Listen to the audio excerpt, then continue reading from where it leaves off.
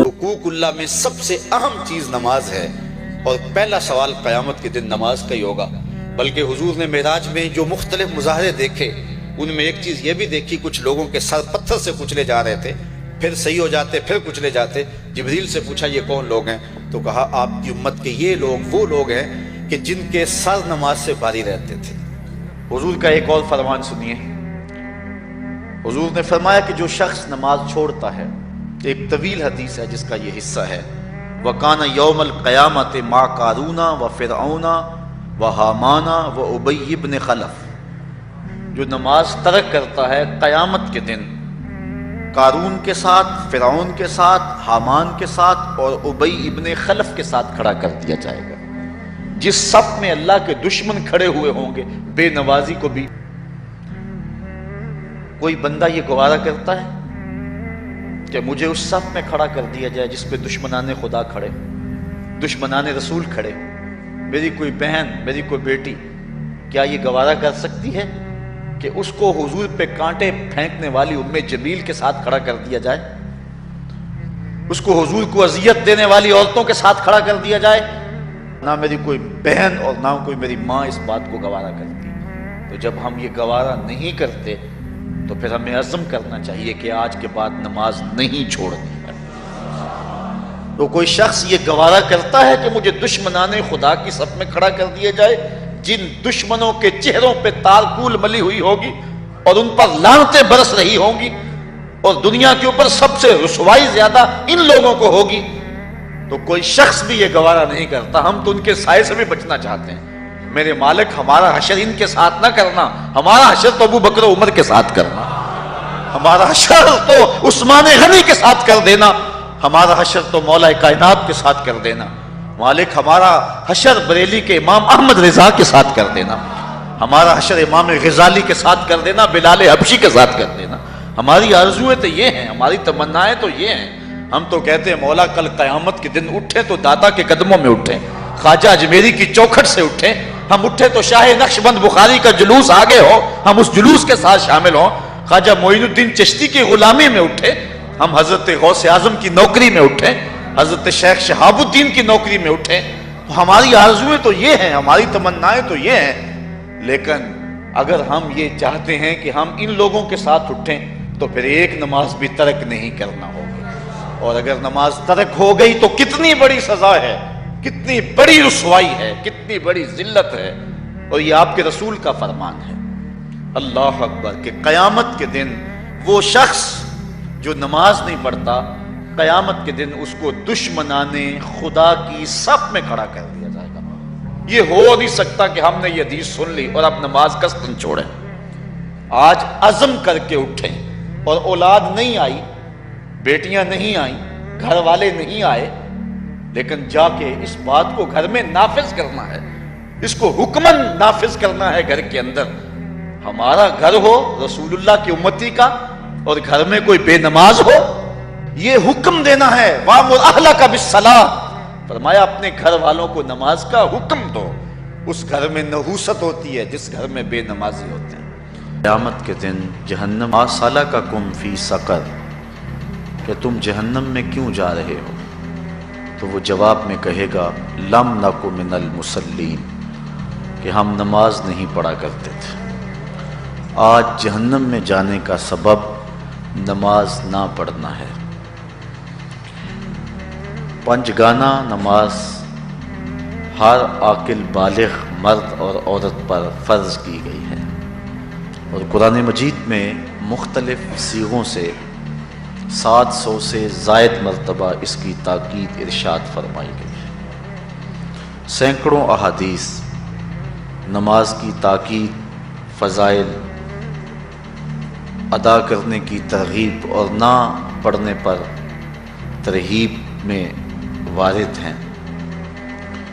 اگر کوئی شخص نماز کا انکار کرتا ہے تو وہ دائرہ اسلام سے خارج ہے، لیکن اگر کوئی سستی کی وجہ سے نماز نہیں پڑھتا، صرف سستی کی وجہ سے نہیں پڑھتا، اللہ کا حکم جانتا ہے، اس کو کہا جائے آؤ نماز کو، تو وہ آگے سے مذاق نہیں کرتا یا نماز کا تمسخر یا استحقار نہیں کرتا، بلکہ بس اپنی سستی کی وجہ سے مسجد میں نہیں آتا۔ جو نماز کو ہلکا جانے، خفیف جانے، وہ بھی دائرہ اسلام سے خارج اور کافر ہے۔ لیکن جو شخص اس کو اللہ کا حکم جانتا ہے اور اس کو پڑھنا اپنے اوپر ضروری سمجھتا ہے لیکن سستی کی وجہ سے پڑھ نہیں سکتا، تو اس کے بارے میں علماء کی آراء مختلف ہیں۔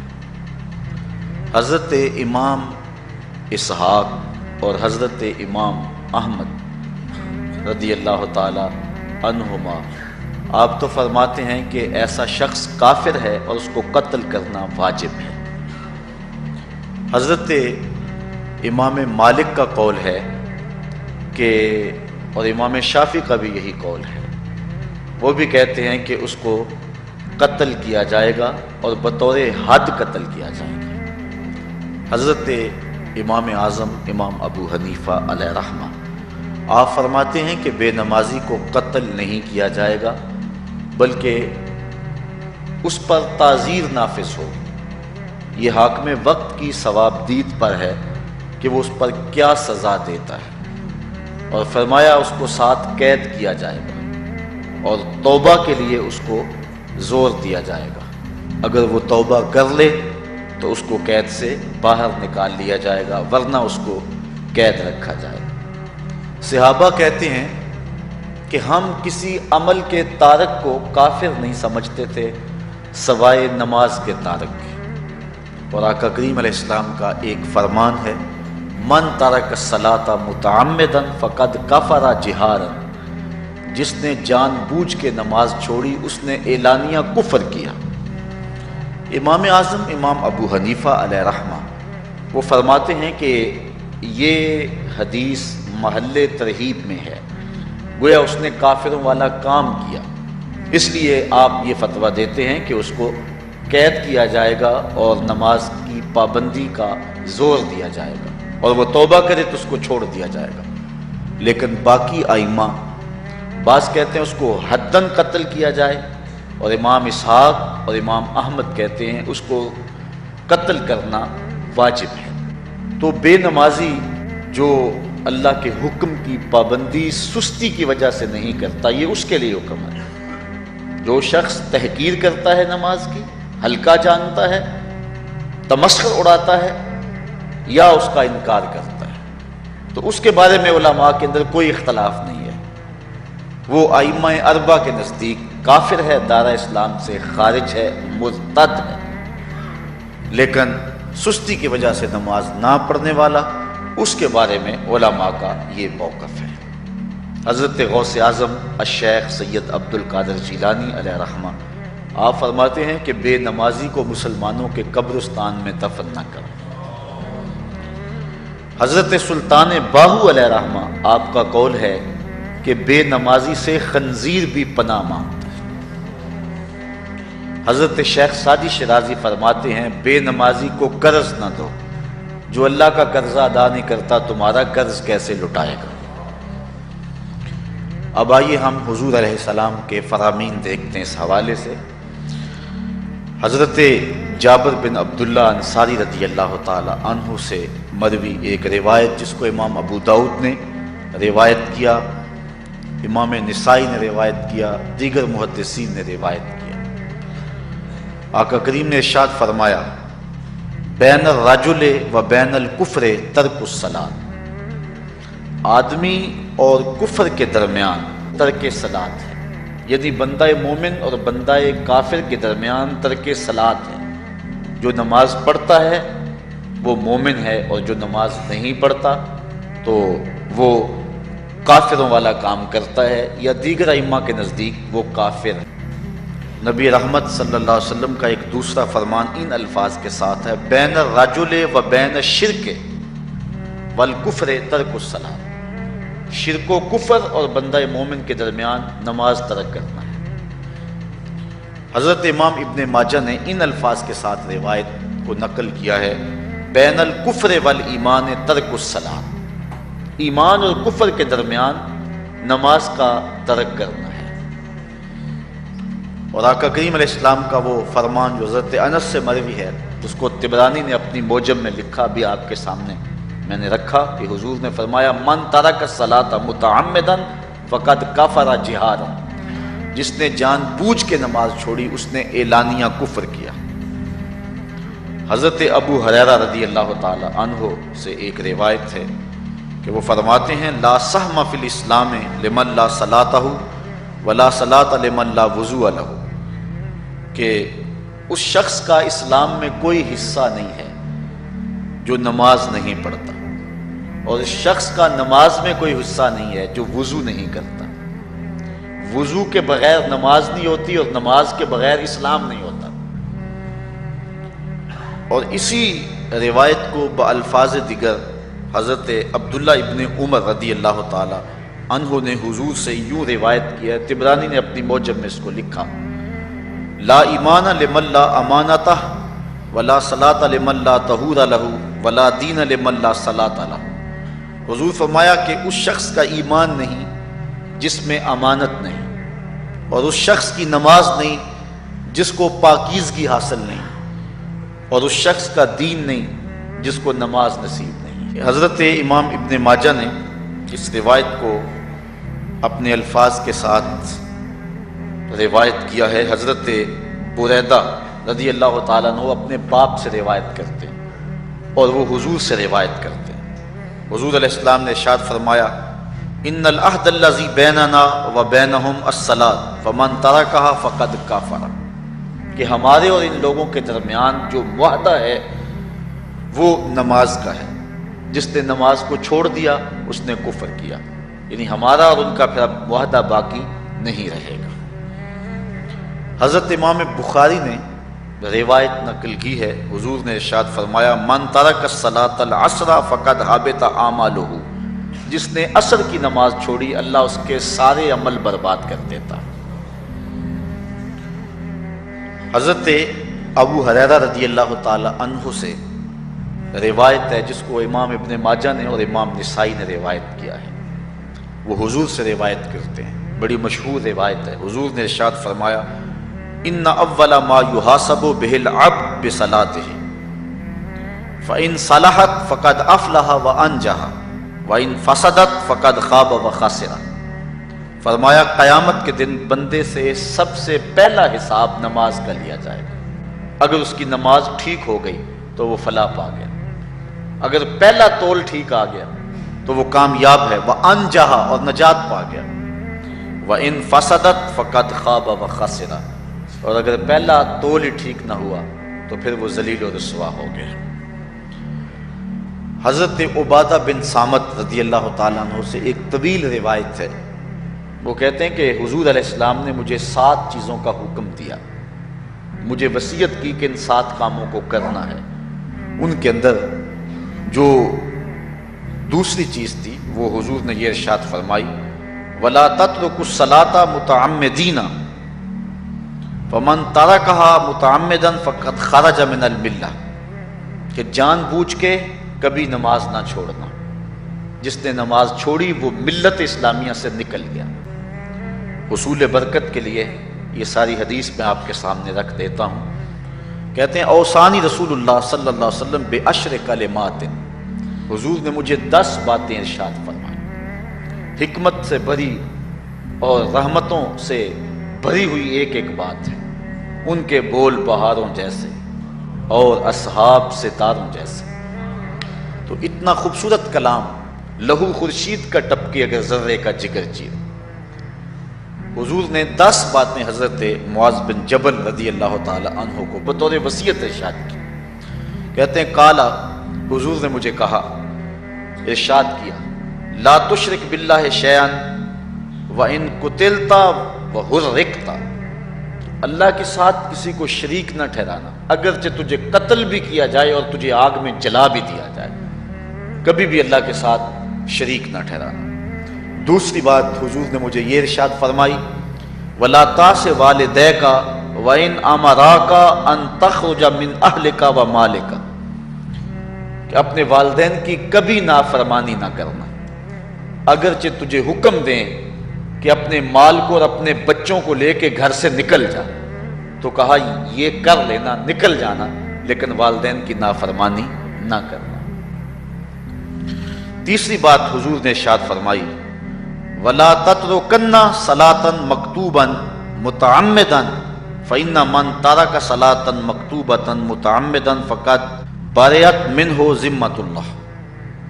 فرمایا اے معاذ بن جبل، فرض نماز جان بوجھ کر کبھی بھی نہ چھوڑنا، زندگی میں کبھی نہ ہو کہ تجھ سے فرض نماز چھوٹے، اس لیے کہ جس نے فرض نماز جان بوجھ کے چھوڑ دی، اللہ اور اس کے رسول نے اس سے اپنا ذمہ اٹھا لیا۔ اب وہ جدھر مرضی جائے، اللہ نے جو ذمہ لیا ہوا ہے مومن کا، اللہ اٹھا لیتا ہے۔ چوتھی چیز حضور نے جو ارشاد فرمائی، وَلَا تَشْرِبَنَّ خَمْرًا فَإِنَّهُ رَأْسُ كُلِّ فَاحِشَةٍ۔ اے معاذ بن جبل، زندگی میں کبھی بھی شراب نہ پینا، ہر بے حیائی کی جڑ ہے اور بنیاد ہے شراب۔ پانچویں چیز کہتے ہیں حضور نے جو مجھے ارشاد فرمائی وہ یہ تھی، وَإِيَّاكَ وَالْمَعْصِيَةَ فَإِنَّ بِالْمَعْصِيَةِ حَلَّ سَخَطُ اللَّهِ۔ کہا کبھی اللہ کی نافرمانی نہ کرنا، اللہ کی نافرمانی سے اللہ کی ناراضگی مول لینے والی بات ہے، اللہ تعالیٰ کی معصیت سے اس کی ناراضگی جائز ہو جاتی ہے، حلال ہو جاتی ہے۔ اور چھٹی چیز کہتے ہیں حضور نے یوں ارشاد فرمائی، وَإِيَّاكَ وَالْفِرَارَ مِنَ الزَّحْفِ وَإِنْ هَلَكَ النَّاسِ۔ کہا جب محاذ پہ ڈٹا ہونا تو کبھی پیٹھ نہ پھیرنا، اگرچہ لاشیں جو ہیں وہ گر رہی ہوں اور لوگ ہلاک ہو رہے ہوں، سارے لشکر کے ہلاک ہو جانے کا ڈر بھی ہو، لیکن کہا معاذ بن جبل میں تمہیں وصیت کرتا ہوں کبھی پیٹھ پھیر کے بھاگنا نہیں ہے۔ حضور نے کہتے ہیں مجھے جو ساتویں چیز ارشاد فرمائی وہ یہ تھی، وَإِنْ أَصَابَ النَّاسَ مَوْتٌ فَاصْبُتْ۔ اگر تو کسی ایسے علاقے میں رہتا ہو جہاں موت آ جائے، کوئی بیماری آ جائے موت والی، تو علاقہ چھوڑ کے بھاگنا نہ، وہیں رہنا۔ تیری قسمت میں زندگی ہوئی، تجھے کوئی موت دے نہیں سکتا، اور اگر موت تیرے لیے لکھی گئی ہے تو جہاں مرضی چلا جائے تو موت سے بچ نہیں سکتا، اس لیے ایسے مقام سے بھاگ کر نہ جانا، وہیں ڈٹے رہنا اور وہیں رکے رہنا۔ آٹھویں چیز کہتے ہیں حضور نے مجھے ارشاد فرمائی، وَأَنفِقْ عَلَىٰ أَهْلِكَ مِن طَوْلِكَ۔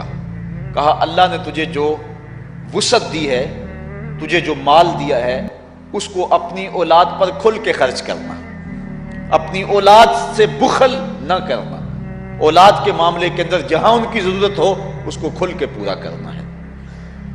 اور حضور نے نویں بات جو ارشاد فرمائی وہ یہ تھی، وَلَا تَرْفَعْ عَنْهُمْ عَصَاكَ أَدَبًا۔ اپنی اولاد کو ادب سکھانے کے لیے ڈنڈا نہ چھوڑنا، عصا ہمیشہ لٹکا کے رکھنا، کوڑا باندھ کے رکھنا۔ اور دسویں چیز کہتے ہیں حضور نے جو مجھے ارشاد فرمائی، وَأَخْفِهِمْ فِي اللَّهِ۔ اپنی اولاد کے دل میں اللہ کا خوف ڈالتے رہنا، اللہ کا ڈر پیدا کرنا اپنی اولاد کے اندر۔ تو نے اپنی اولاد کو یونیورسٹیوں اور کالجوں تک پہنچایا، بیرون ملک سے بھی تعلیم دلوائی، لیکن اللہ کا خوف نہ سکھایا۔ اللہ کا خوف سکھانا اپنی اولاد کو، ایسے لوگوں کی صحبت میں بٹھانا جن کی صحبت میں بیٹھ کر اللہ کا خوف پیدا ہو جائے، ان کو ایسی کتابیں لا کے دینا کہ جن سے خشیت الہی ان کے سینے میں پیدا ہو۔ اگر تو نے سب کچھ دے دیا، عالی نسب بنگلے دے دی اپنی اولاد کو، تو نے جو ہے وہ بہت اچھی تعلیم دلوا دی اپنی اولاد کو، دنیاوی سوسائٹی کے اندر ان کا وقار بہت بلند ہو گیا، تو نے سب کچھ دے دیا اپنی اولاد کو، اللہ کا خوف نہیں دیا تو کچھ بھی نہیں دیا۔ تو حضور نے جو 10ویں وصیت حضرت معاذ بن جبل کو کی وہ یہ ہے کہ انہیں اللہ سے ڈراتے رہنا، اللہ تعالیٰ کا خوف، ان کی خشیت ان کے سینے میں پیدا کرنا۔ اللہ اکبر۔ حضور کا ایک اور فرمان سنیے، حضور نے فرمایا کہ جو شخص نماز چھوڑتا ہے، ایک طویل حدیث ہے جس کا یہ حصہ ہے، وَكَانَ يَوْمَ الْقِيَامَةِ مَعَ قَارُونَ وَفِرْعَوْنَ وَحَامَانَ وَأُبَيِّ بْنِ خَلَف۔ جو نماز ترک کرتا ہے قیامت کے دن قارون کے ساتھ، فرعون کے ساتھ، حامان کے ساتھ اور ابی ابن خلف کے ساتھ کھڑا کر دیا جائے گا۔ جس صف میں اللہ کے دشمن کھڑے ہوئے ہوں گے، بے نوازی کو بھی اس صف میں کھڑا کر دیا جائے گا۔ کتنی رسوائی ہے، کتنی ذلت ہے۔ کوئی بندہ یہ گوارا کرتا ہے کہ مجھے اس صف میں کھڑا کر دیا جائے جس پہ دشمنان خدا کھڑے ہوں، دشمنان رسول کھڑے ہوں، میری کوئی بہن، میری کوئی بیٹی کیا یہ گوارا کر سکتی ہے کہ اس کو حضور پہ کانٹے پھینکنے والی ام جمیل کے ساتھ کھڑا کر دیا جائے، اس کو حضور کو اذیت دینے والی عورتوں کے ساتھ کھڑا کر دیا جائے؟ نہ میری کوئی بہن اور نہ کوئی میری ماں اس بات کو گوارا کرتی۔ تو جب ہم یہ گوارا نہیں کرتے تو پھر ہمیں عزم کرنا چاہیے کہ آج کے بعد نماز نہیں چھوڑنی ہے۔ میں نے کسی جگہ پہ یہ بات بیان کی اور ساری گفتگو اسی عنوان سے ہوئی، کچھ ماحول ایسا بنا ہوا تھا، تو مجھے بعد میں صابر نامی وہاں کے ایک ساتھی نے فون کیا 2 یا 3 دن کے بعد، کہنے لگا کہ ہماری بستی میں ایک شخص بھی بے نمازی نہیں رہا ہے۔ اس حدیث کا زور اتنا ہے، اس حدیث کا وزن اتنا ہے۔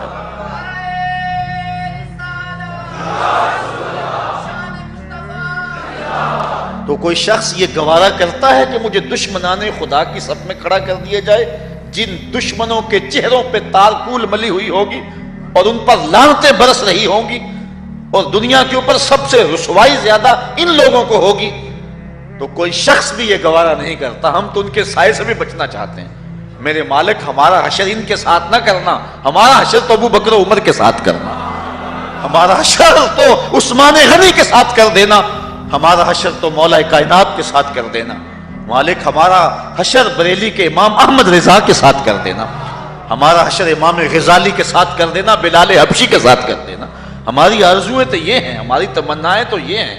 ہم تو کہتے ہیں مولا کل قیامت کے دن اٹھے تو داتا کے قدموں میں اٹھیں، خواجہ اجمیری کی چوکھٹ سے اٹھیں، ہم اٹھے تو شاہ نقشبند بخاری کا جلوس آگے ہو، ہم اس جلوس کے ساتھ شامل ہوں، خواجہ معین الدین چشتی کی غلامی میں اٹھے، ہم حضرت غوث اعظم کی نوکری میں اٹھیں، حضرت شیخ شہاب الدین کی نوکری میں اٹھیں۔ تو ہماری آرزویں تو یہ ہیں، ہماری تمنائیں تو یہ ہیں، لیکن اگر ہم یہ چاہتے ہیں کہ ہم ان لوگوں کے ساتھ اٹھیں تو پھر ایک نماز بھی ترک نہیں کرنا ہوگا، اور اگر نماز ترک ہو گئی تو کتنی بڑی سزا ہے، کتنی بڑی رسوائی ہے، کتنی بڑی ذلت ہے۔ اور یہ آپ کے رسول کا فرمان ہے، اللہ اکبر، کہ قیامت کے دن وہ شخص جو نماز نہیں پڑھتا، قیامت کے دن اس کو دشمنان خدا کی صف میں کھڑا کر دیا جائے گا۔ یہ ہو نہیں سکتا کہ ہم نے یہ حدیث سن لی اور اب نماز قصدن چھوڑیں۔ آج عزم کر کے اٹھیں، اور اولاد نہیں آئی، بیٹیاں نہیں آئیں، گھر والے نہیں آئے، لیکن جا کے اس بات کو گھر میں نافذ کرنا ہے، اس کو حکمن نافذ کرنا ہے گھر کے اندر۔ ہمارا گھر ہو رسول اللہ کی امتی کا اور گھر میں کوئی بے نماز ہو، یہ حکم دینا ہے، وَأْمُرْ أَهْلَكَ بِالصَّلَاةِ، فرمایا اپنے گھر والوں کو نماز کا حکم دو۔ اس گھر میں نحوست ہوتی ہے جس گھر میں بے نمازی ہوتے ہیں۔ اس لیے آج ہم یہاں سے عزم کر کے جانا ہے کہ آج کے بعد ہم نماز نہیں چھوڑیں گے انشاءاللہ۔ اتنے زور سے کہو کہ شیطان کا کلیجہ پھٹ جائے۔ اللہ ہماری اس انشاءاللہ کو قبول کرے، اللہ ہم کو پنجگانہ سجدے کی توفیق دے۔